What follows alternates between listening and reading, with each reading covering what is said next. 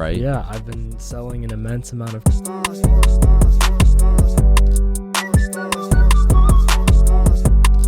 stars. I'm chasing the fifth. What is going on, you guys? Hello and welcome back to the 4 Stars podcast. I am super excited to have you back for season 2. We have our most anticipated, most sought after guest, most highest viewed podcaster with us, Faiz Warsani. It's been quite a while since our last podcast, so we wanted to just dive right into it and go over some of the different things we've been experiencing since the last podcast we did a couple of years ago. So with that being said, guys, this is Faiz. Thank you so much for being here today. Yeah, I'm very happy to be here. It's been so long since I've seen Kyle. Yeah. Probably like over a year, or not over a year, just under a year now. And it just happens. We get busy with our lives. For sure. Kyle's doing a lot. I'm doing a lot. I live far away too, so it just kind of happens. And when Kyle actually came to Miami in February, it was like such a bad time because like I was in the middle of like my mint and everything, so I didn't really have too much free time. So I really wanted to see you, but unfortunately it was just like literally I would not have even wanted to leave my home. So yeah, 100%. And I think it's a lot of what we'll get into, kind of like not only that mentality, but also what you've been doing. So number one, you moved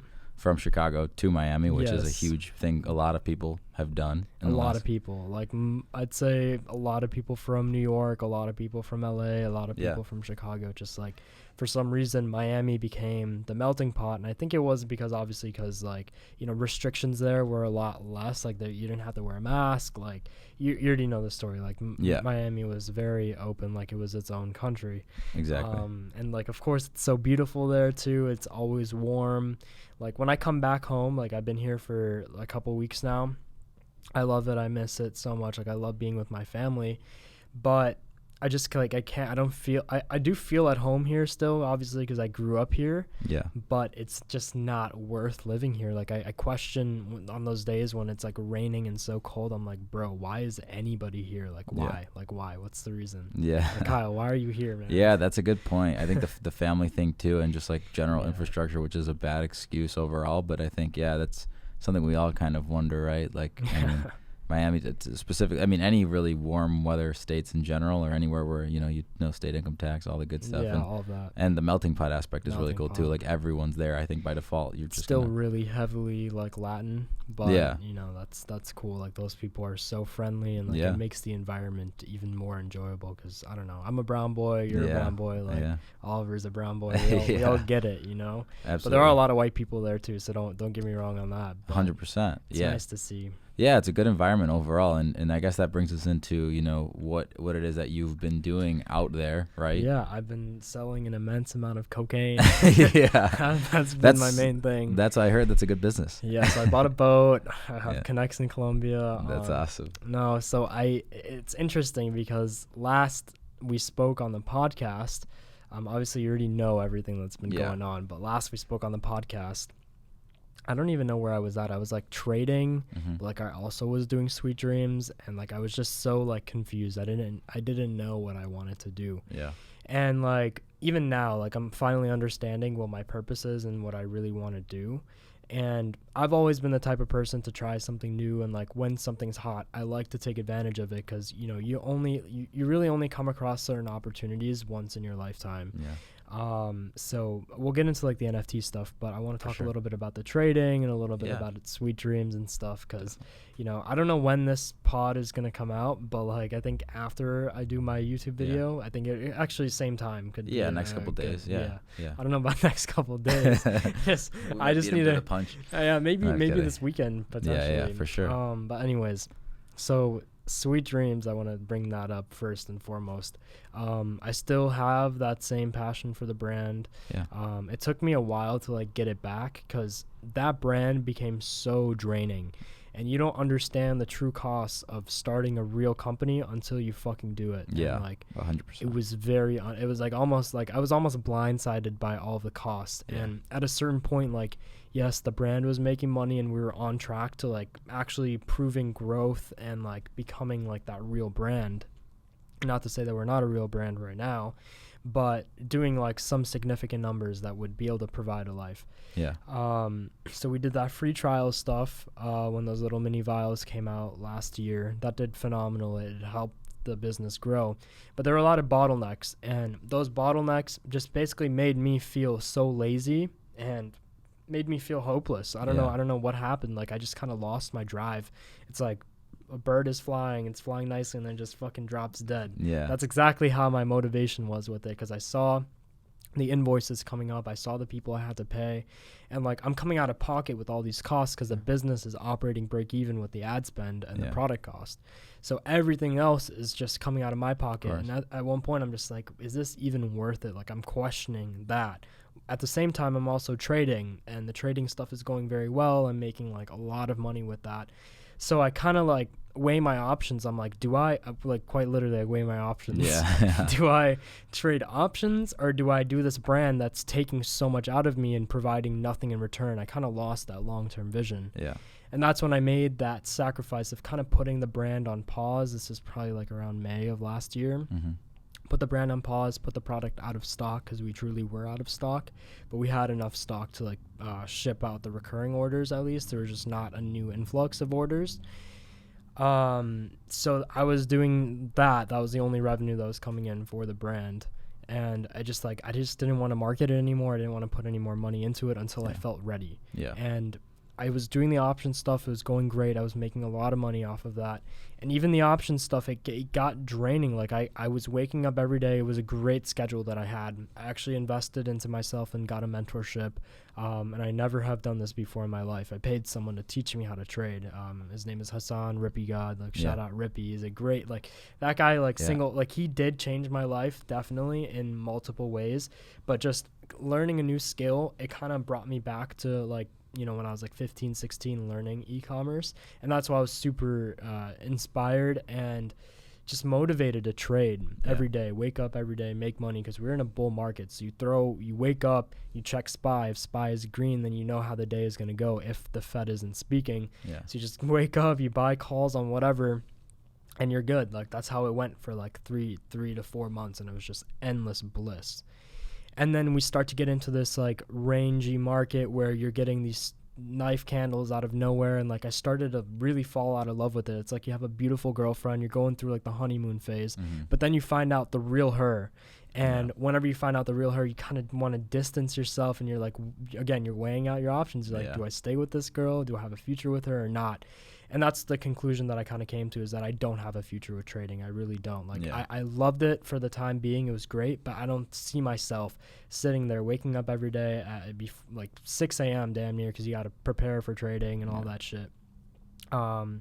And like sitting there and staring at a chart and all that, I feel like it just brought on a lot of stress onto me. And I felt that like in my daily activities, the way that I was acting with my family and my friends, and like physical changes, and just like it was getting unhealthy, even though it didn't have to be. It was like a personal choice. But anyways, I decided to kind of back away from trading a little bit. And this is when I learned a little bit about NFTs. And this is like October of 2021. I meet up with Luca Nets in Soho House of Miami Beach. We're just like due for a link up, because it had been like 3-4 months since I'd seen him. So I'm like, yo, like, let's hang out. So we hang out, and like I've known a little bit about NFTs. Like, I saw people making money off of it. I saw people investing into certain things like the apes, etc. Like all of that. I was witnessing it. And at one point I thought it was really dumb, and at one point I didn't understand what they were, and I was kind of like having that bias of everyone that was just looking at this shit, and they're like, oh, this is so stupid, they're just JPEGs, they have no value. But they do have value, and the value is created by the degens, and the degens are getting rich, so why not become a degen just like them? So I never saw myself really investing into NFTs. I have always been a creator and always have been a creative. So after that meeting with Luca, I kind of just set out to think of ideas for NFT projects. And that's when, like, you know, I got into like that creative mode, and really just locked myself away from the world until I came up with an idea. And then Art Basel happens in November or early December, and that's when the real concept for the donuts actually was created. It was just so random the way that everything happened. Like, I don't even know how. I was just drawing inspiration from like Google and like finding, you know, food characters and stuff like that. And I just was like, okay, donuts can be an interesting character. Yeah. So I got connected with the artist who was also a partner in the project, and we kind of conceptualized what the art was going to be like, what it's going to look like. So we did that. And once that was done, I just like went into branding mode and went into marketing mode. And really it was like the same sort of marketing that was done for like e-commerce stuff, except it's not so much paid. You have to learn the organic side of things. So I spent like months trying to crack like the Twitter code.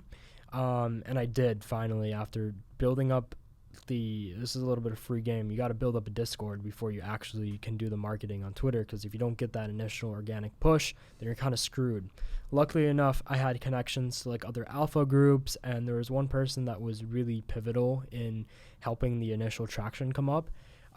His name is Manos on Twitter, Manos del Papel. He's a great guy. Like, I knew him from options trading, and he actually brought in like the first 100 people into the Discord, and from then I did my thing with talking to the community, building up the community, and getting them to invite their friends and all of that. And still at this point I hadn't even purchased an NFT, which is just, it's crazy, but I did end up buying some out like during the process of the project, because I started to fall in love with certain projects, and that was it. But anyways, so I spend majority of my time in the Discord building up the community. Then, you know, the Twitter stuff is going super, super well. And you know, everything just, it feels like a blur, like now that I'm talking about it, even though this is like 3 to 4 months of straight grind. And that can happen like whenever you're just waking up every day doing the same shit. You have your mission in your head, and you know, fast forward 3 months, we have 40,000 people in the Discord, which was just all a snowball effect. It was all the like Twitter marketing and TikTok and, you know, certain Facebook ads, and just a bunch of like organic marketing. Like most of the marketing done was organic. We did do paid marketing on TikTok, spent maybe, I don't even know how much we spent, but we got a lot of people from TikTok. We kind of cracked that TikTok code. I worked with someone that is amazing with TikTok ads. Shout out Cashway Chris. Yeah. He's a dope guy. I remember, I met him before. He's a good guy. Yeah. He knows his stuff. Yeah, he knows his shit. Oh yeah, we met him in Miami actually that night after Swan. So we built up the Discord, we did everything. And this is when it gets a little bit, I'd say, controversial in a sense, because up until the point of actually selling the project, everything again was in that honeymoon phase. It was pure bliss. But when it comes down to the fundamentals of selling out a project, and like, you know, you're going over the pricing, you're going over the sellout, and how that's actually going to happen, the whitelisting, all of that, that's where I really lacked. I lacked the experience, right? Like I didn't have any experience in selling out a project. Like I have friends that have done it before, but it's really different whenever you're doing it yourself. So we kind of screwed up a little bit with, you know, the way that the whitelist mint was done. Like there were a lot of flaws with that. Like even you, I'm sure, like you submitted your address to me. I gave the address to developers to whitelist, and there was some sort of a miscommunication or some sort of an error that happened, that certain people that were, you know, kind of not guaranteed a whitelist, but, you know, were on the whitelist, weren't actually whitelisted on the website. So I'm not exactly sure what happened then, but that was like the biggest, like the most fatal error for the project. And I feel like we didn't do enough damage control during that mint process, because usually what you're supposed to do is just block off the Discord and don't allow new people in and limit the amount of people talking. Because when in reality, it was maybe only like 30 to 50 people that had a bad experience. But when those 30 to 50 people start talking, they're the loudest voice. Exactly. Squeaky wheel gets the grease. Yeah, exactly. Yeah, they're the loudest voice. So we didn't do enough damage control, and that kind of just spiraled out of control. And I had to get on like an AMA, and I did damage control for like 3 hours, and things were going good. And then I wake up and there's more FUD, and like the public mint happens and people mint still, which is great. But like the project was kind of like, in my opinion, like I didn't want to go any further with the marketing of the mint after that had happened, because it was just so screwed up. So yeah, that whole instance just kind of made people lack trust with me. And that's like, you know, it's my fault for not being super transparent, because the key and everything could have been avoided if I had just said, this doesn't, like, the whitelist does not guarantee a mint. That's the big thing. And for context, I mean, obviously we're not going to explain what an NFT is, but essentially what a white, like, obviously everyone to a degree, you can figure that out, but the whitelist is essentially people who are getting, whether they're adding something to the community, whether they're retweeting something on Twitter, some kind of connection to you, whatever, they can get this spot to kind of mint before at a better price, the public mint. And they can kind of mint, which pretty much means like to buy an NFT before it goes live, right? You're essentially hatching the egg or the donut in this case, right? So you don't know how it looks like, all that stuff, the different character traits, whatever. So in this particular case, that makes sense. You know, people were upset because, you know, there wasn't as many spots. There was maybe too many allocated spots or something because of, and even I wasn't even able to buy the 3 I was planning on. So, because there was an issue. So I can understand how that could be a problem. You know, obviously there's a lot of tech behind it. And a lot of room for error. And it's like, you only get one opportunity. In a way, you can't fuck that up. You fuck it up, you fuck up like. And like, how do you even test it, right? It's the same reason websites crash and stuff like that. Like, exactly. People aren't prepared for all that bandwidth. Exactly. So, like, we did our best to like, I triple check the wallets that were sent, like bunch of like files sent over to developer to upload. So you know, inherently there can be issues with people that are entering the wrong wallet address, which happens. Like, it can be one character that really fucks that all up. So you make one typo, so you know, you can kind of allocate some of those errors to the user, but like, it's not fair to put the blame on the user when in reality it was, you know, our fault for messing that up. But like, I feel like everyone is way past that, but that toxicity is what kind of led to, I'm not going to say the project has failed because it's only been like 3 months, but what has led to like a decline in morale, I'd say, is from that point is when that toxicity was in there. And there's still a lot of holders that bought that are angry. And when you just have that general sort of anger and that hate and that resentment, it's going to stick around no matter what. Like, the smell is hard to get rid of. So I'm doing my best right now, just so, you know, like, we can talk a little bit about right now. Because, you know, it's okay to dwell on the past, but I just wanted to address that, you know, we did fuck up. And, like, you know, I think it's due to the lack of my experience. And, you know, if there's ever any future projects, which I don't think there is going to be, that same mistake is not going to be made because, you know, it's a very easy thing to clean up. But once it's done, it's like it's done. But so, as a little interjection, it was a really high quality project when it comes down to the roadmap, the artwork, everything, the way it was developed, you know, and obviously you're a creative like genius in that way, and you know, like, it has your touch on it, right? Yeah, exactly. So I think that there's definitely still hope in it, and there's still you know, room. It's just, I could see how momentum can be kind of, you know, shifted, especially with values and stuff like that. So it's hard to regain that momentum, but like, there's certain things that we're doing right now. Like, one, we were originally going to do the actual physical shop, which I decided to kind of move that to indefinitely, like, later on. But right now I want to do a food truck. I think a food truck made a lot more sense in terms of the business actually making money, because if we did a store and we commit to like, committing to a lease means you're committing to like a 2 or 3 year lease, which, you know, that's too far into the future to even think about. So overhead's crazy. It's a crazy overhead, crazy build costs, and you don't even know if the business is going to really work. So it's not to say that it's never going to happen, but obviously, like, as businesses, you know, come up, you have to make changes and adapt to the current market. So we're seeing a market decline with Ethereum. We're seeing everything with cryptos tanking right now. Like, at this time, you know, we'll look back at it. Hopefully Bitcoin will be at 100K, but it's at 30K right now, and it's not looking too good. And there's really no reason for the economy to be really pushing as hard right now, and even NFTs are in the bear market right now too. Like, people are losing a lot. But, you know, I'm going to do my best to actually make this the whole point of this project was to bring NFTs to real life. And that's still the end mission. So we're doing the food truck. We did these airdrops for the holders that got the Sweet Life card, which is going to get them the free donuts whenever they come to Miami to the food truck or wherever it's going to be. Out of curiosity, how does that work, the airdrop? Because I heard about it with the Bored Apes and stuff. Yeah. So the way that it works is you have all the holder addresses, and everyone that had the NFT delisted, we extracted the list.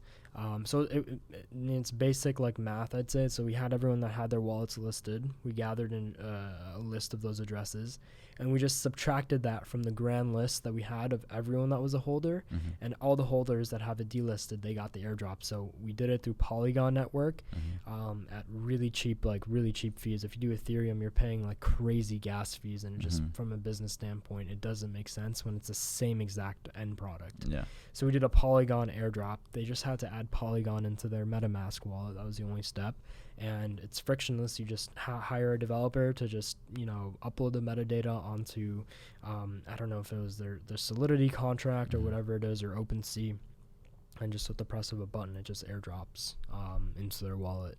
Definitely.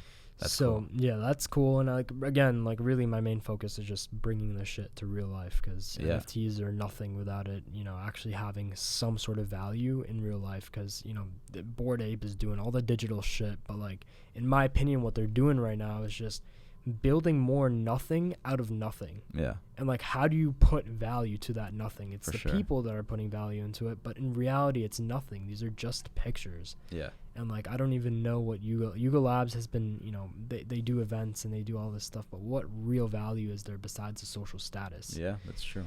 So my goal was to somehow bring some sort of real physical value into the world, and that's For still sure. the goal. And there's people that are doing it too. We were one of the first people to even have the ambitions to do that. Yeah. And now one of my friends, Andy Nguyen, he's the entrepreneur based out of Orange County. He has a shop called Bored and Hungry, and it's basically just burgers for Bored Ape holders. And Wow. he used the IP from his Bored Ape to build the restaurants. Oh, he has a Bored Ape. Yeah, he has. So he's able multiple. to. Oh, wow, that's awesome. Yeah. So I guess, just a quick little synopsis for anybody who isn't familiar, because I feel like we're speaking to people who we're friends with, who kind of have an understanding. Yeah. Give me the debrief. So obviously, when you launch an NFT project, you're going to start obviously with an idea. I know it goes Discord, Twitter, obviously different attributes, characteristics, that just files and graphics, and then you code it, and then you have eventually, as you're building hype, you build a website, and then the website kind of shows the roadmap and different stuff you're going to do. Exactly. Think People of the behind website the project. like a Shopify site almost. Yeah. Pretty much the And same then thing. one call to action when it comes time to mint and stuff like that. So I think it's relatively simple.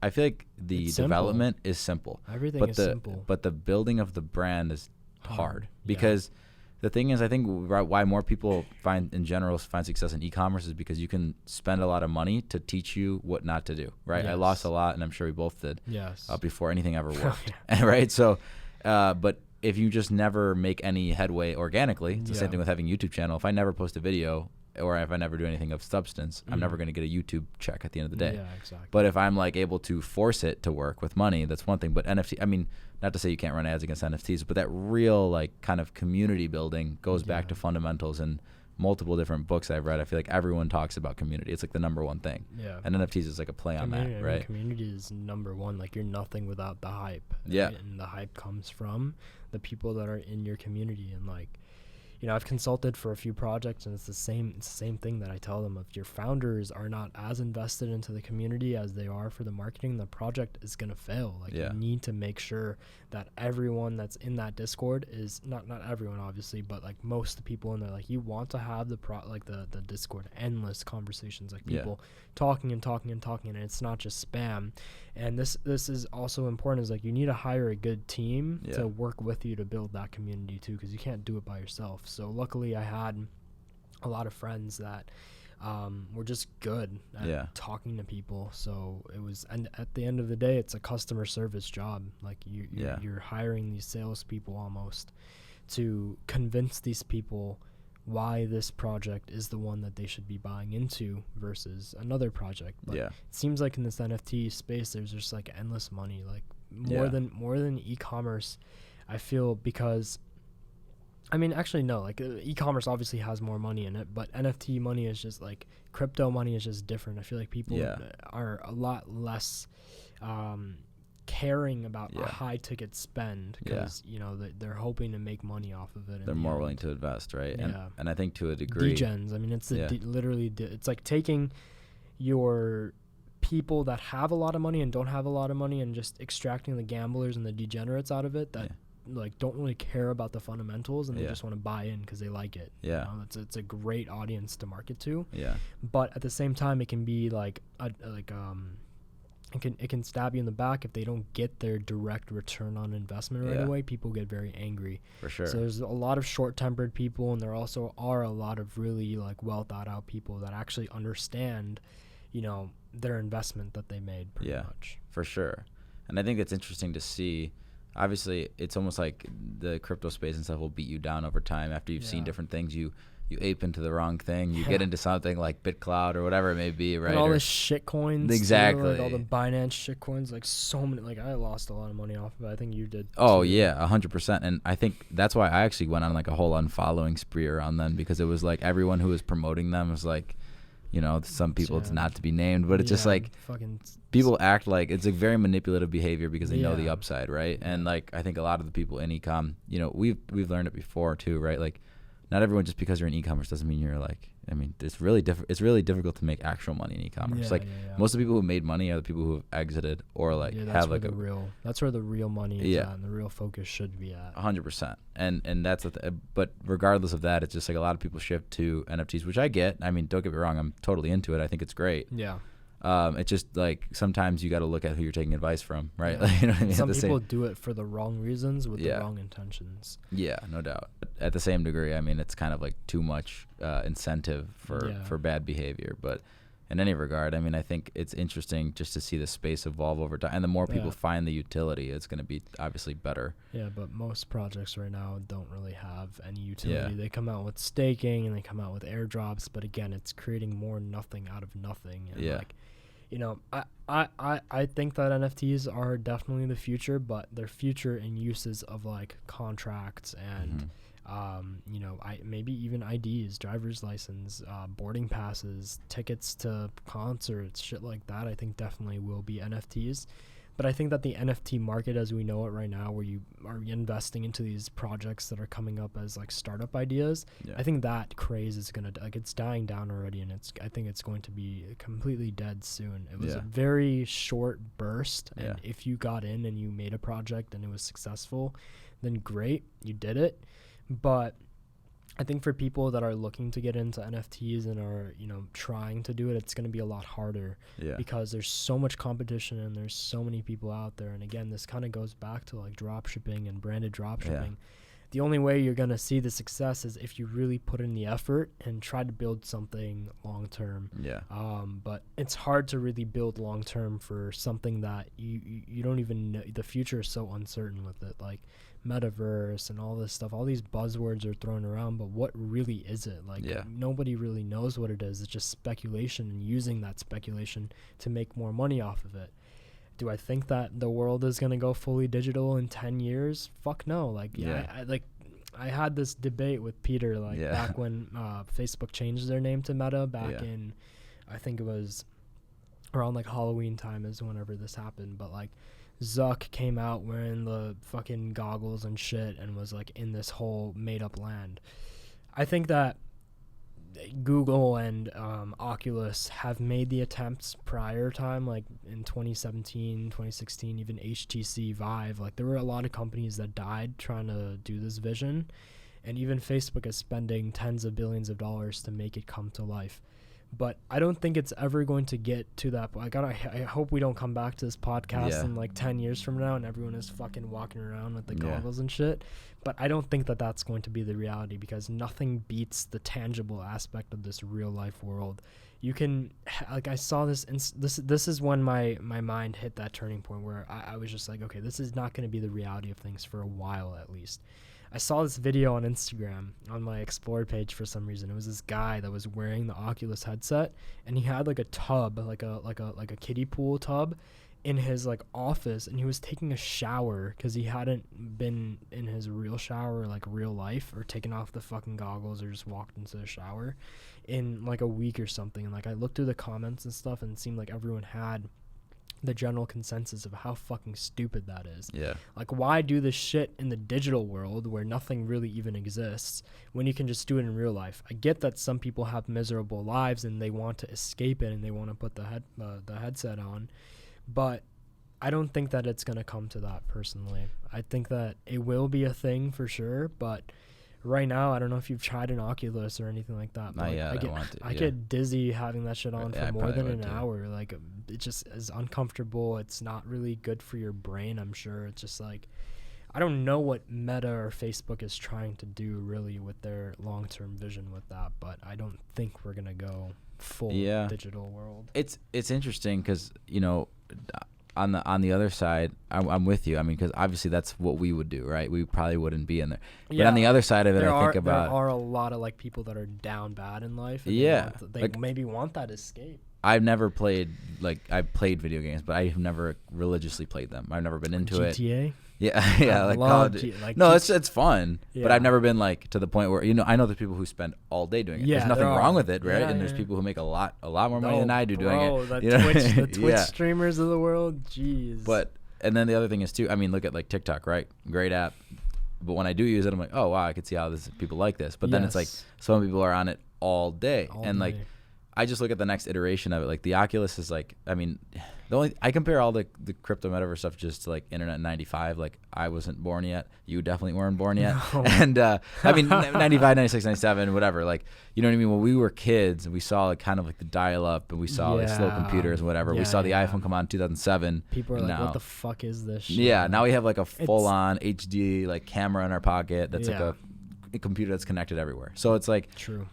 I don't know what the Oculus is going to turn into. I know for damn sure it's probably not going to be this like goofy ass headset. It'll probably be something that's like, I don't know what it is, but to a degree I could see it just because when there's so much money behind something, they can push an agenda to a degree. Well, it's literally billions of dollars that are being invested into this shit. And like Facebook again is posting $10 billion losses on their metaverse expansion and like hardware stuff too. Like I just read this.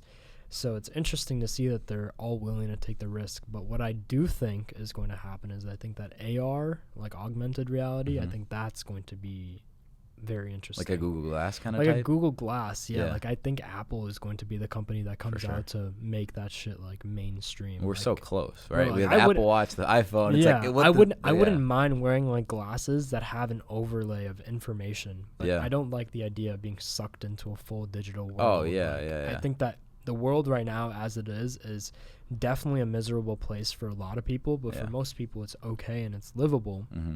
But I think that currency stuff is going to change for sure. That's why crypto I think is never going to go away, even with these crazy dips. I think in 30-40 years we're going to be all fucking very rich if we hold our cryptos.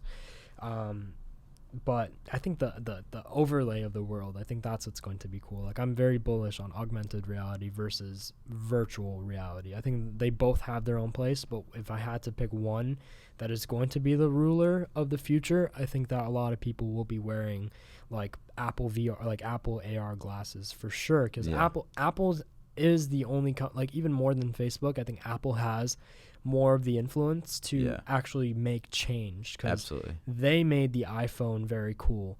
They made smartwatches very cool. Yeah. They did the wireless headphones with the AirPods now. Everyone and their mom has it. Yep. Apple has done a number with even the nomad lifestyle, right? That was bred out of like Starbucks and MacBooks, you know? Like so it's like Apple shifts cultures. Facebook might come up with the idea and push the agenda, but Apple is going to be the company that actually makes the agenda real life and makes it feasible and makes it a cool design and, isn't fucking nerdy and weird like Facebook stuff is. For sure. And it's going to be interesting when you see the two kind of collide in general. Obviously, they're separate companies and they've shown that in their advertising policies and stuff like that. But I mean, Facebook's definitely going to be the one who learns how to monetize it on like the attention end, right? Well, that's probably why they're putting so much into it right now because it's a whole new ad world for them too. Like and we know we can run ads onto that, for an NFT project. Say you run ads in the metaverse where you have all these kids who have like wallets and whatever it may be, right? They have their headsets on and they're like they just got to move their hand to go and buy the NFT just like that. Yeah, for sure. You have an NFT game, right? And then you're trying to convince some kid to come, whatever it is, right? But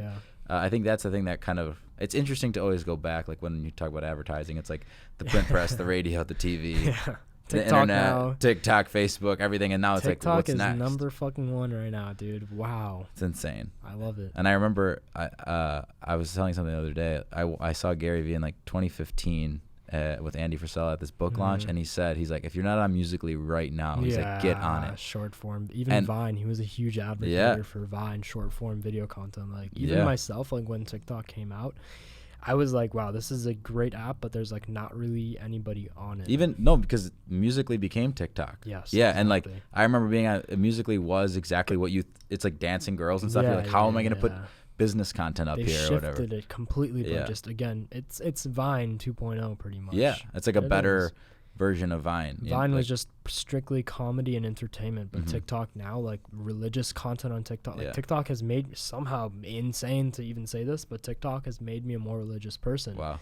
Because I don't spend a lot of time on TikTok, but the 1 hour less than that I spend, my For You page is like filled, and like it's great that it's like this, but it's like religious content that, you know, just stuck in my head. Like I see these TikToks of different, you know, prayers and stuff like that. It's amazing to see that. But then you have your girl shaking ass on the same For You page. It's like, okay, interesting. But TikTok, I think, is, you know, it is the current, and I think it is the future as well. That's the interesting thing too. It's like if you look at somebody else's phone, you can't even know somebody, like For You page is like mine is way different than most people. Like it's just like a business bunch content. of BMWs. yeah, that too. It's like all BMWs. Yeah, literally that, and like guys waking up at 4 o'clock in the morning, like doing their daily vlog. I'm like, okay, can I watch something funny? You got Sebas Bedoya shirtless and shit. Shout out Sebas.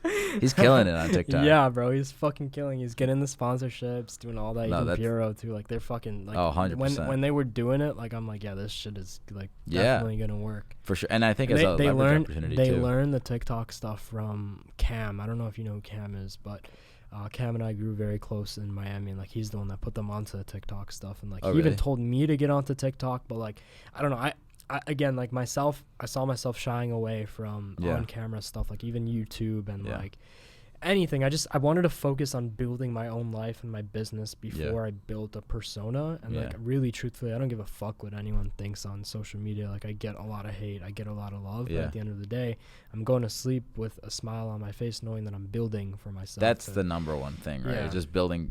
I think about that every day. That's all we want to do. You know what I mean? Like there's certain goals. Obviously you have your like fitness goals and stuff like that, but it's like the next thing is like, what can I build long term that I can like put energy into, and it's going to pay dividends in say like 10 years or something, right? Building long term is definitely the fucking goal. But I wanted to get real quick to the TikTok stuff too. Is like I see people building 7-figure businesses off of TikTok. Like viral TikToks pay you a fuck ton of money, not from the CPM or whatever that's earned, but even though TikTok has just introduced that they're doing a 50% payment split of ads on TikToks. Really? So TikTok will pay you advertising revenue similar to how YouTube pays you, like the CPM and stuff. So that's like really great for TikTok creators.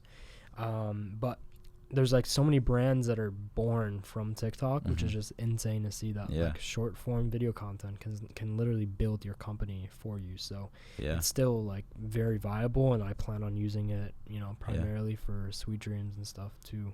It's huge. I think I mean, anytime you can get in something that's like underpriced, it's kind of just like the NFTs, right? It's not underpriced anymore, though. Oh, the ads are expensive. No, don't get me wrong. I spent a lot of money on TikTok, and it's not profitable. Yeah. It's really expensive now. Yeah, it was cheap though. It was cheap last year around March. I really ran it up on TikTok. But wow, it has gotten fucking mainstream. I literally made a YouTube video about TikTok ads. At Peter's old office. Talking about the store that I was building, and I was doing like 1,000 a day within like a couple of days because nobody was doing TikTok ads. They would barely work. I remember at the time you could like barely get them to spend. If you got them to spend, it was fine, and then when they did, it was like the CPMs were crazy. It was inconsistent. But now they're like the best advertising platform. And they're like integrating well, and I think too on top of that, like I don't know, like there's a big opportunity for not spending money too. Like you can, if you put effort in, you know what I mean? People are like, oh, I don't know what to do. I'm TikTok? like, it's sad because people with no money would rather, I mean, myself included, right? No matter where, you'd rather spend $1,000 to try and test out an idea than you would to spend a day's worth of time making 10 TikToks, right? Because you're like, oh, I'm above it. It's like, no, you're not, dude. Like just try it. You know what I mean? Like I've tried products on TikTok too, and they honestly, screw the I mean, ads are great too, but like organic stuff is like, because people don't realize. Like you tried the products that you bought from TikTok, or like running products on TikTok, right? And it's done decently well. Obviously, the consistency factor is crazy, right? Facebook back in the day, you'd like not look at your computer on Sunday running ads and you still make profit. TikTok, you're like, oh, I just lost $2,000. You're like, that's not good. So it's not like an infinitely scalable like kind of thing. But the good thing with organic is like in any e-commerce venture, it's like cost per acquisition is your largest expense. If you can get rid of that, it's like you sell one product organically, it's like selling 3 or 4 or 5 like with paid ads. So exactly. It's definitely an opportunity. I think people who are looking for that outlet can like do like pretty easily. There's so many people on Money Twitter that are making a killing off of just like straight organic TikTok. And just like Pranav, bro, for example. Like he's killing it on TikTok because he mastered it. Even Mikey Cass, too. Like Mikey's still in the e-com game, and he has this like laser store that he is publicly like attached to. Not that he advertises that, but like he's posted about it on his YouTube and all of that. But using that viral organic content is how he gets like even Cashway Chris was talking about that bro, 2 years ago, bro, or like a year and a half. Cashway is the TikTok OG. Bro. He's been always talking about like. I mean, that's why I went to him to run the ads for Donut Shop, but we're also going to be doing the ads for Sweet Dreams too. Oh, nice. So it's like I don't know. It all seems very easy now with TikTok, and I really truly think that it is if you have a good product that actually solves a problem, and you have an interesting creative way of marketing it. Like for Sweet Dreams, I already know the angles. Like I don't even want to talk too much about it. I'd rather do it and then show the people. But like there's so much stuff in the works, like the gummies. Like I brought I brought him some sample gummies, but like that was months, and what you're gonna try is like months and months of work, like working with a top like great formulator in the United States. It's like a very cool like unique formula and all of that, so I'm super excited for that. But like the whole brand is going through like a full revamp, like new color scheme that's more gender neutral, so that we fit better in retail, new tincture boxes, new oil, obviously the gummies, which is going to cater to the younger audience, a new website, new social content. Literally whole thing is just revamped, so I'm putting a lot of my own money into bringing the brand back to life, because like ultimately, like we were talking about, the long-term value is where you make real money. Sure, you can make good money off of quick bursts of doing like an e-com store, consulting, or whatever it is, but that real money, the life-changing money, the money that's going to set you up for generations, is going to come from you putting in the work in your 20s and teens and whatever 100% to build something long-term, bro. Like that is like it's so hard to get short-sighted, and once you start to feel a little bit of the pain that long-term shit creates for you, you just got to get past that pain. And once you do that, you are literally clear to go until scaling. And really, it only takes like 2 to 3 years to fucking build. Oh, absolutely. 2 to 3 years is nothing. Like it's been 2 fucking years since our like first podcast. Yeah, exactly. Bro. Like imagine had we both found something that we loved and stuck to it. We could have been in such a great position right now to sell that company or whatever it is. But now that we know everything that we've learned about, our fuck ups and everything, now we know to build for the long term. Yeah, and I think a lot of, obviously George is something we talk about all the time. He always kind of shout out George always. Man. He always hinted. Oh, absolutely, he's goated for sure. That's actually how we met, obviously too. But he always hinted at that, like, or talked about it, like you have to have a product that has longevity. There's so many things that go into it, but I think in the e-commerce space, everyone's so focused on trying to like run it up because that's what you see, right? But how do you make something consistent over a long period of time? To me, that's the real flex, right? Like the real flex. Dylan from Brewmate, goated. That dude is like, you know what I mean? Like very jealous of that guy. Oh my god, like that's one guy. I'd be like, he kills it. Like and like everything, and then like Steven from Cuts too. Steven from Cuts, the High Smile guys. Oh yeah. What other brands like? I mean, brands? Josh Snow, like teeth whitening, right? Like solid brand right there. There are so many like long-term brands that have been like created in the last couple of years 100%. That have like exited. Like I've been doing like in my time here, like I've just had a lot of time for myself, and like I'm trying to get out of this comfort zone that I've almost been in. And your comfort will kill you. Like I think we've talked about this before, but being in your comfort zone will literally fucking murder you, because you lose the momentum and you get comfortable with whatever you're making. Then the expenses that come in are going to come out of the money that you just made, and you're going to find yourself left with nothing if you are comfortable for too long. So it's important to be very self-aware and understand that you can't get too comfortable. You got to always be in that hungry zone. And Peter is like a great example of that, because Peter's blessed. Shout out Peter. Shout out Love Peter. Yeah, Peter said what's up, by the way. Oh, really? I love it. I will see him next month. Soon, bro. We'll hang out. He is always like, I don't understand how. Like there's people that work every fucking day and they take a couple day break, but they have the momentum to keep going for the money, not just the money, but keep going to build a legacy. It's like, how do you stay that motivated? Yeah. Even after achieving the success. That's the mental challenge that I find myself facing, but I think I've cracked it now, to a certain extent, obviously, but it's just finding and channeling that energy inside of you, I think, is like the challenge, really. 100%. I think it's like and I think about this literally every day, going through different, like we always talk about, like fitness is always kind of like the dive, but it's very cause and effect. No. I need to get fucking lean. Look at me. No, this guy's swole over there. No, I always looked at it as like a cause and effect, right? Like it's a little easier. That's why you see more like, ripped people than you see wealthy people. But you also see a lot of, people who are out of shape, whatever it may be. But my new favorite person on YouTube is Alex Hormozi. Love that guy. Like all of his stuff. I can just binge all of his stuff. It's amazing. And he's very to the point. And he says something, I think it was in his book, $100 Million Offers. He's like,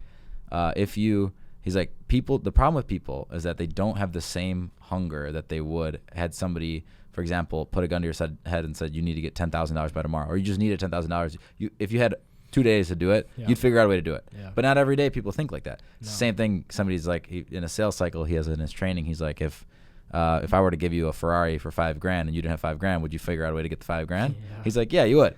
But it's like, you have to keep that constant hunger. Yeah. And for me personally, what I think has been like I think the internet screws us up, especially in the e-commerce world, is like, you bounce. The bounces and the comparisons. 100%, and that's why I think I started. Stay in your own lane. 100%. It's hard to do that though. That's why I personally don't really go on socials too much anymore, because it became more toxic than it was any sort of a benefit for you myself. Feel like you should be starting something new every day. Like I started an agency when I was like 18, right? And there's different ways, right? There's different angles. You could take it that angle. You could go like the Iman Gadzhi route, right? He crushes. Like, you know what I mean? But he's stuck to one thing, or then you get into, things like e-commerce, whatever. Then you want to kind of dabble around, which, don't get me wrong, we all want to do it. We're all in that kind of like, but I think another thing with Peter too is like, if you stick to one thing, and you're constantly making progress and making cool stuff. Yes. Like, we all want to make cool stuff. Snowball effect. Exactly. Like you create it's not brand, whatever it is. Like, we want to do the next level, whatever it is what we're doing. As long as we're doing that, it's an easy way to wake up in the morning. And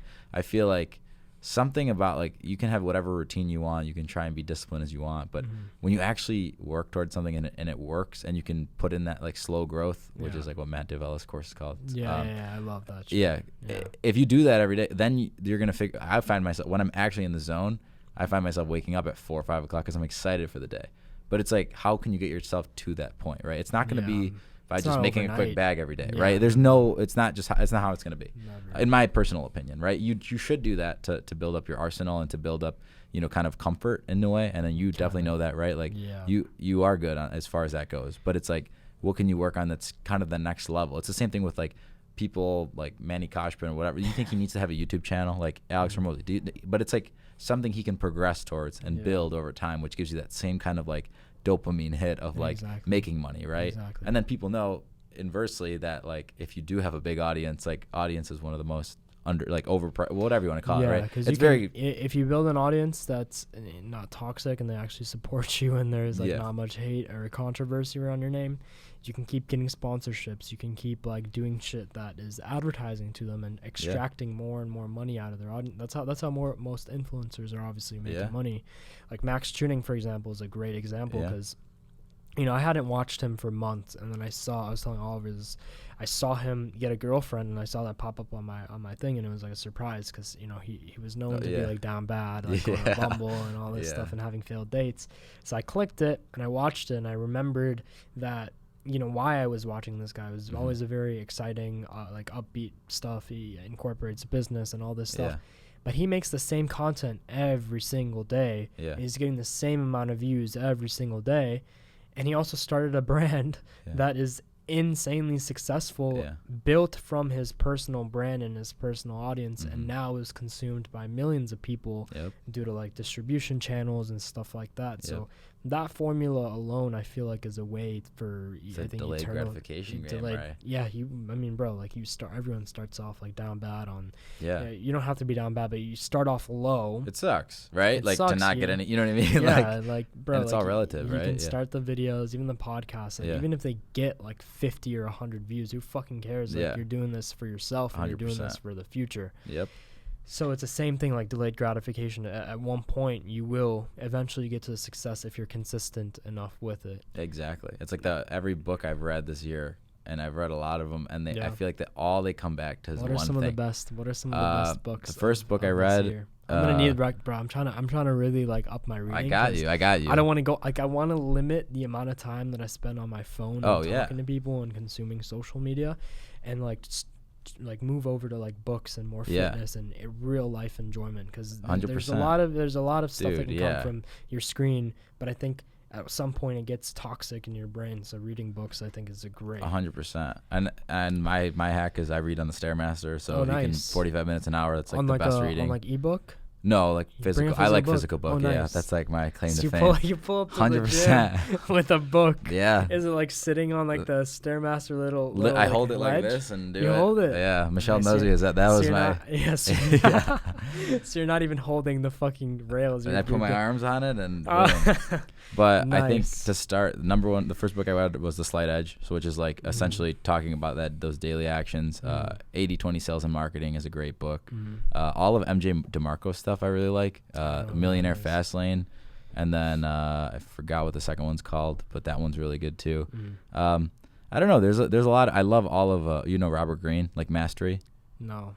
Really good Dude, author. I'm so like tapped out of the book scene. No, It's so I'll put you bad. on. I'll put you on. Like But- I have like 3 business books. I have Ray Dalio Principles. Oh, of yeah, great whatever, book, yeah. Principles. I don't know what that is.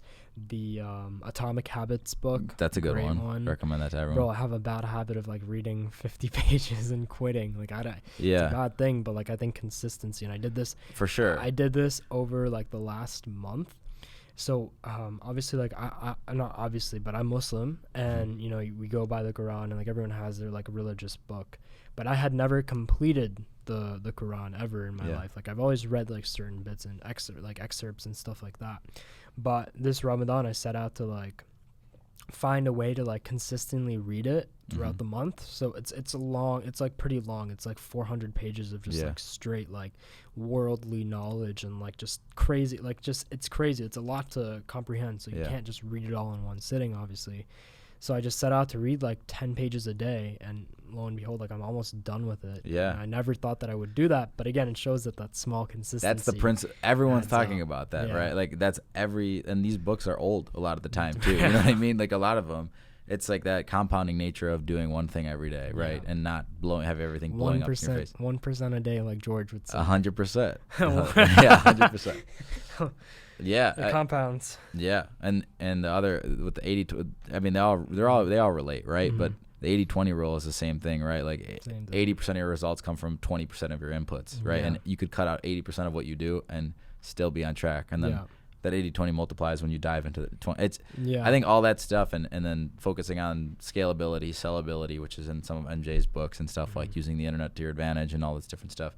I think it's super interesting, and obviously now I just turned 25, so I feel like that was it's kind of a crisis. A quarter. I know it is. Tell me a little bit about your quarter life century if you want to open up a little. Yeah, bit I about mean, that. I don't know. I feel like in general, like I've always been like the youngest person doing what I'm doing until Yeah. pretty much like I met like you guys, Yeah. right? Like, Well, you're and still really fucking young. Too. Like in- I Gary guess, V yeah. would come here and literally Smack bow you. down. He'd be Yeah, like, no. like, man, you are so fucking young. he's like, you yeah, guy." dude, Yeah. those parody accounts are crazy. Yeah, I love yeah, how he that one reacts guy, to it too. that one Oh guy. my god.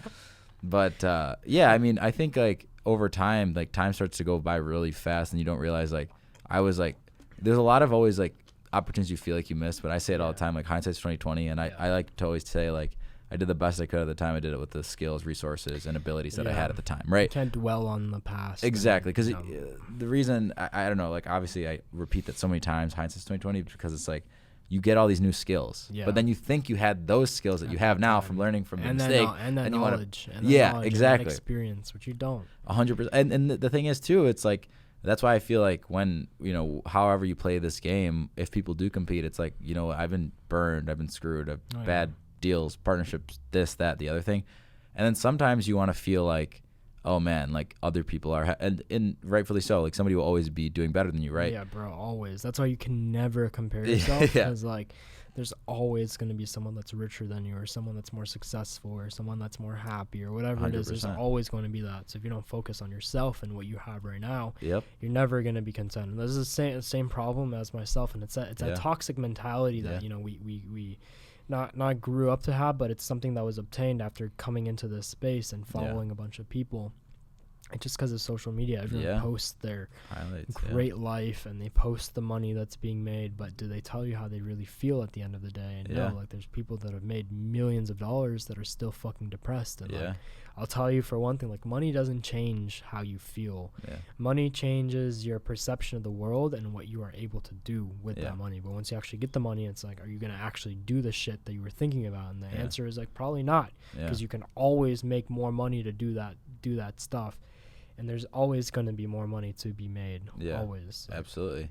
It's all just made up shit in your head. Yeah, and I feel like it's definitely like a mindset game. Obviously, that's super cliche, but in the sense of like, if you have 0, getting to 10,000 is like a huge step, and it just you know progresses down. Like in the sense of like no one, and to the same degree, it's like people who are at a low like. In that, like, why are you thinking $1 million? Like, why? It's like, you know what I mean? Like, and to myself included, I mean, I guess it's good to set big goals, right? Like Grant Cardone style, but at the same time, it's like, I think we put ourselves in these situations where it's like, it's a lot of risk. And Alex Ramosi also says, he's like, the poorest people want to risk the most. Like, they'll buy lottery tickets, which is like statistically the worst investment. They'll buy NFTs. Yeah, literally.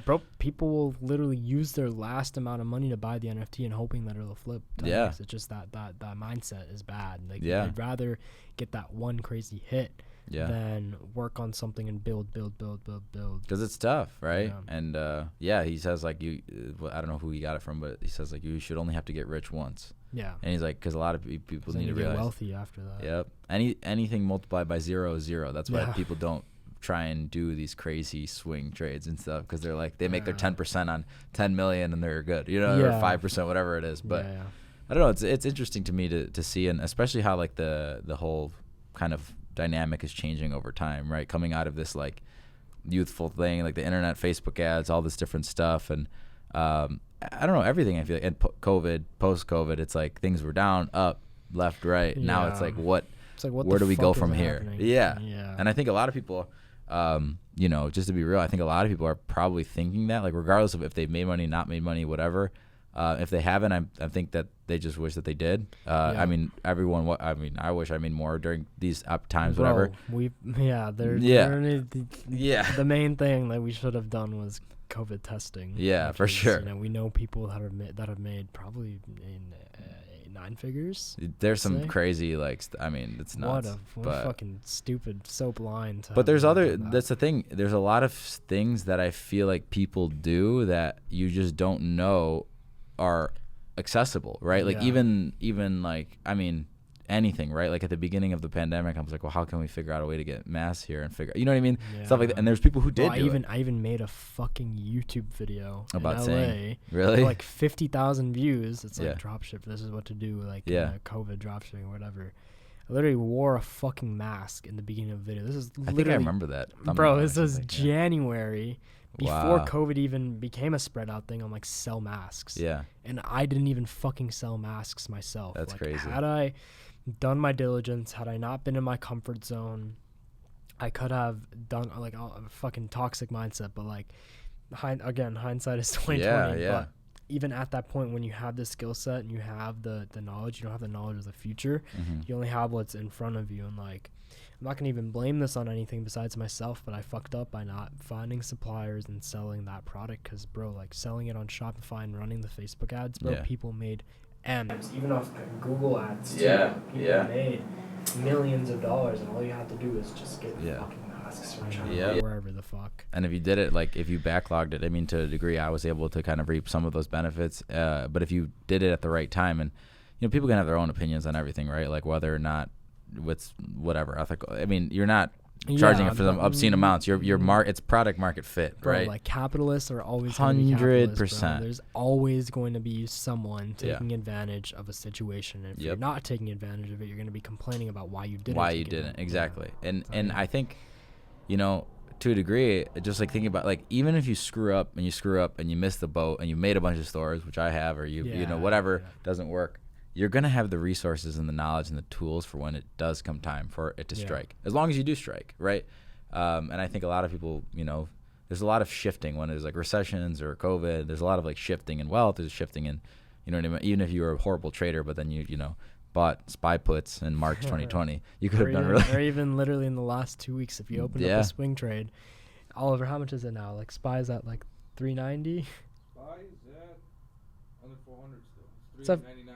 Oh, okay. Well, they're holding that level really well. But anyways, there was like an 80-point drop from the highs to now from like January, I think, or something like that. But if you just opened up a swing trade, you could have been up 1,000%, 10x your money. But like, again, fuck.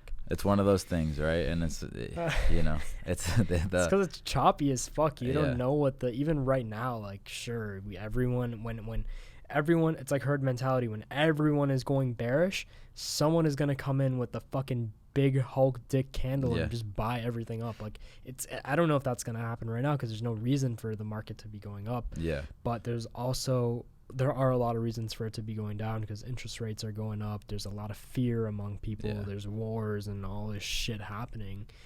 And even like in China, COVID is like kind of secretly happening again, which is like crazy to see. But like it's fucking, I don't know. I'm so uncertain about the future right now, and I'm scared. Like, I wanted to buy a house, and like Peter was like forcing me to go into a house with him and buy it. Thankfully the deal that we had fell through. What kind of house was it? It was a pretty shitty beater house. Oh, really? The goal was to get it, fixed it up. I was in a really bad neighborhood too, so like it would be Miami? it would be years for gentrification to kind of cross that border to that area. The house was a complete shit show. What's the area called? Just so you can El Portal. So you can regret it in like 5 years when you No. Well, I do think that area will get gentrified eventually, but I think that buying at these prices right now, I like anyone that I've talked to that is in the real estate space, they have told me to wait. How much is it? Like $500,000? The house was around, like, got appraised at $500,000, but Peter submitted an $800,000 offer, $300,000 over or some shit like that. So fuck that. I would rather stay cash until a catastrophic event happen or some sort of stability is found. But obviously I don't think the housing market is gonna crash like that. But what did happen is a lot of people got access to a crazy amount of money from just the government handing it out like fucking Oprah. And even like banks having such like lowest interest rate I think ever or in many years. What happens whenever people are making less money? Inflation is getting higher. People are paying more money for shit that costed 20% less the year before. Like, you're seeing it in the smallest places, in like coffee beans or rice or even just agriculture shit. You're seeing the effects happening. And even Graham Stephan was talking about this with his coffee company. That's why I brought the coffee shit up. He literally had to, like, I don't know if he shut the business down or what happened, but it was just so wildly unprofitable because inflation is just going crazy. So I don't think that real estate is a hedge against inflation right now. I think maybe a year ago or 2 years ago, yes, you got good buys. But whenever you see a house going from $500,000 in value to $1.6 million in a year and the chart is like this, like, I would rather wait until it came down a little bit because it's not going to keep going up. You're playing this game of, it's like buying a G-Wagon when everyone said they're not going to make new ones and people were willing to pay $300,000. And they still fucking made new ones too, and they're still holding value, which is fucking insane. I mean, I don't know. I think the car market, housing market, all these it's like you got to play like decently lean. You got to be in and out. You got to like take your, if you can't have profits, it's fine. But Kyle buying 50 BMWs. I just think, and bro, what's up with your quarter life crisis, man? Oh, I don't know. I just think, when you get older, you hit numbers and you're like, oh damn, like this is when somebody says like, I feel like there was never a time in my life where somebody said like an age and it was younger than me. and now it's all the time. Like even somebody's on TikTok doing something, like a comedian, it doesn't matter that it doesn't matter, but at the same time it's like, oh, 22. I'm like, oh, damn, this guy's grown and he's 22. Like, so now you're starting to feel your age. Yeah, you're like, oh, like I've been not like obviously I've been working for a long ass time, but I'm like, geez, like it doesn't take, you know, it's not about like skill and stuff, like does matter, but it's opportunity vehicles, right? And somebody like they could bypass a lot of opportunity vehicles that like trip me up in the beginning, right? Like I always think about like Dylan, like I was in iPhone repair when I was 11 years old and like bought screens and whatever, and I was like selling them on eBay, whatever. Classic brown boy activity. Yeah, exactly. And he did the same thing, but then he started an e-commerce store and started selling them to I'm like, should I start a U-Break I fix kind of thing? Like back then. That's what I was gonna do, like when I was a kid. Huge. Yeah. And I was like, that seems like so much overhead. I don't see the money. There's too much liability. And he was like, well, why don't I go sell these parts to U-Break and all these, and that's like his story. That's why I really think it's cool. Then that's kind of what introduced him to e-commerce and stuff. And I just think like instead of running Facebook ads for, you know, dealerships as like an agency for like, you know, when you spend $1, you get 600 people liking it. You know, it's crazy back then. This is like 2016 vibes, right? 15, 16. And it's like if I even had like a little inkling of Shopify back then, we all know that, but it's like I already knew how to build websites. I already like fulfilling and selling orders. But that's hindsight. That it just gets you to know. You gotta ride the wave. 100%. It's like you just got to realize. I think too, like everything's pretty linear. Like it's like you get it's like traffic and like conversions and like there's this triangle. I forgot what the last one was, but essentially it's pyramid super scheme. It's literally it literally is like three things. Like and it pretty much is like if you have like an audience, then you can drive traffic and then you can make conversions, and it's like pretty much simple. And it's a endless flow. The reason e-commerce even works is just because you have a product, you can mass produce it or buy it at a little bit of a discount, and you could, you know what I mean. And NFTs are just like ultimate digital products. You have something people want, and you just essentially have a margin that's bigger, right? Obviously there's operating costs and different stuff that is involved, but I think the more you go on, the more you learn that. Obviously, there's service-based businesses too, but then at the same time, it's like when you remove yourself, then it's like kind of like more like contractor arbitrage style stuff, and then it's like how much are you really building when you do that? You're building a name, but then it's like you can't really sell it. You know? So it's like battling those things every day, right? Like what I know how to do, and you develop all these skill sets over time, but then you're like, you know what, you got to be willing to pivot. And I think that's one thing with you that you've always been really good at. Like you'll find something and you'll run to it. And when you're on top of a trend so fast, and you go in with a conviction, right? You're like, I'm gonna make this work. I'm gonna launch this, and never psyching yourself out of that. Because coming into this NFT shit, not knowing anything about it, it's like it's crazy. But somehow, like I don't know how, but made it work. Just with everything that I learned before. So it was everything joining forces. And truly, like I sacrificed everything. Like I didn't see anybody for like months. Like I didn't leave my home for months. Like I was not going to the gym. I was skipping meals like that. You don't have to do that, but that's how invested I was. What did your day-to-day look like, by the way? Because I think that's I asked you that question. Now I can give you like a proper answer. So my day-to-day was like I would wake up and I would still trade for a little bit because you know, why not just had a little bit of money in the Robinhood, like I can play with that. So I would do that just to get my day started, and then I would just figure out what needed to be done for that day, talk to whoever I needed to talk to, but mainly a lot of my time was just spent on the Discord, just building up the community, because community building is number one. And you know, Twitter is great. Like I was DMing people all day long. That was one of my jobs, is to just literally DM people for collabs, and then just like tweet once or twice a day, and you know, organize the impressions that were going to be sent to the tweets, or you know, work out whatever influencer was going to retweet it or whatever it was going to be. So it was just a lot of the same stuff every single day, and it just felt like I was stuck in a loop. And like that drove me into, like, when the mint happened, I was literally in the like worst place that I've been in mentally. Like just drained. I was depressed. I wasn't like suicidal or anything, but I just like wasn't looking forward to waking up every day. I just wanted to wake up and stay in bed. Even after the mint happened too, I was like so depressed. Like the money that was made and everything that happened, bro, I was like, fuck this. Like I don't even care. Like what was this all for?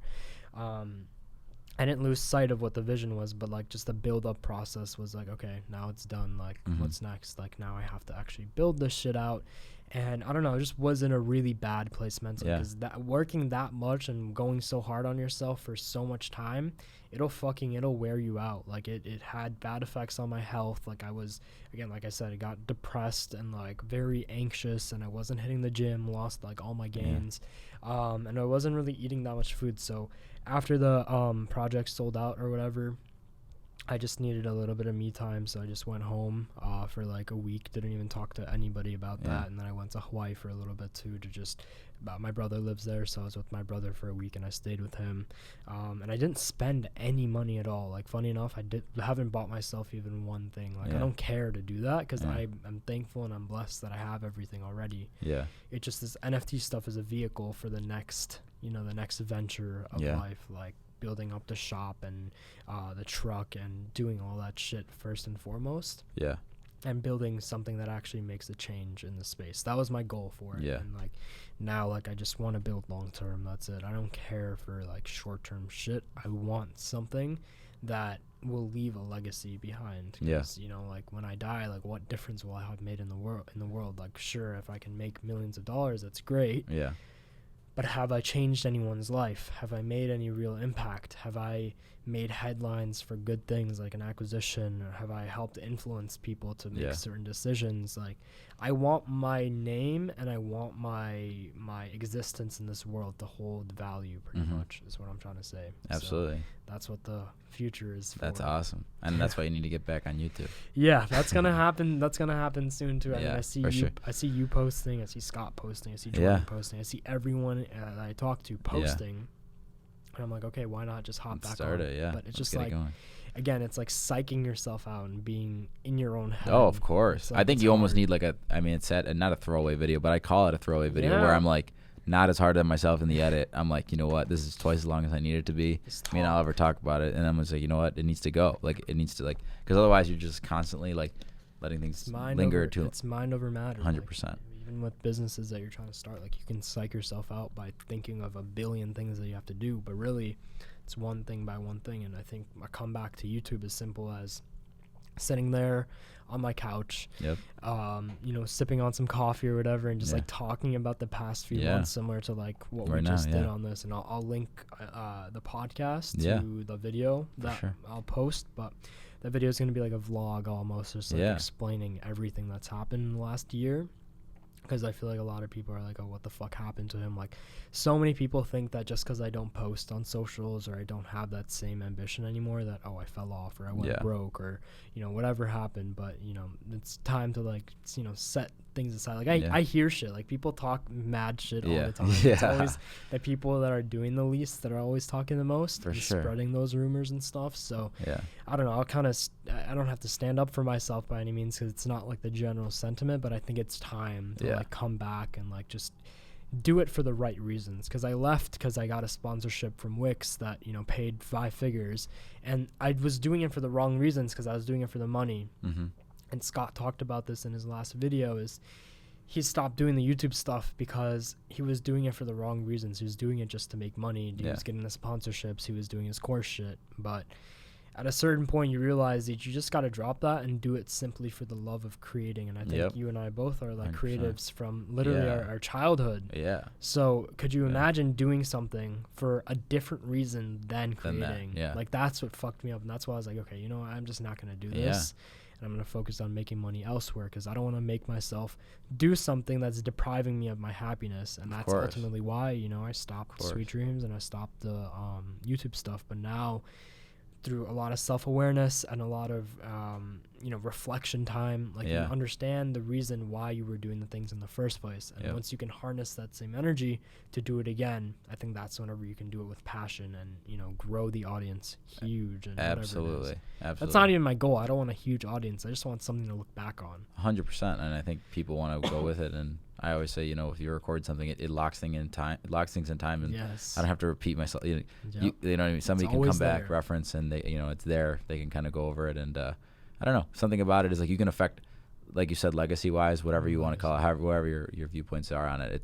It's stuff that will always be there. Whether you know what I mean, like grandkids, whatever it is. It's like, and I think that YouTube's great because you publish it in a format that's okay to be public and it won't go away, because YouTube's such a behemoth. It's not like Mount Gox in Exactly. 2011. You don't have to worry about it. Yeah. But I think that was great. Podcast, Yeah. I was looking back at our old ones too. It's like crazy to see the amount of self growth. For sure. I was about to just say that, 100%. And I think like even like over time, like, I mean, I'm sure you see it the same way, but it's like it's nuts. I mean, and it's not always good growth. Like, I mean, if you actually break it down, like it's good growth, but it's, you know what I mean? It's not the one you might have like dreamed of, because everyone just wants to wake up and just make more money every day. But the more you kind of get seasoned as a business person and everything, I guess, right? Person in general. Feels like a lot has changed, but at the same time, it feels like nothing changed. Yeah, that's what's weird. And I don't like it, but I mean, but you're right. I don't like it either, but it is what it is. What it is. Yeah. Like it's a familiar feeling is what I'm gonna say. Like coming here right now, like after not seeing you for like almost a year, like it didn't feel like that. Oh yeah. And I feel like time is just escaping us. Oh, the older you get, what is it? Yeah. I hate that shit. I hate that shit. Yeah. That shit I fucking hate. Like you need to be more. I think it's just presence. 100%. Like I think 100%. Like every day you gotta like really like break it down, and no matter how, even if you're 18, it's like, dude, I don't know, it's not like you regret not being like 18, whatever it is. It's just like you got to really like just try and slow things down as much as possible. Bro, I know I move quickly.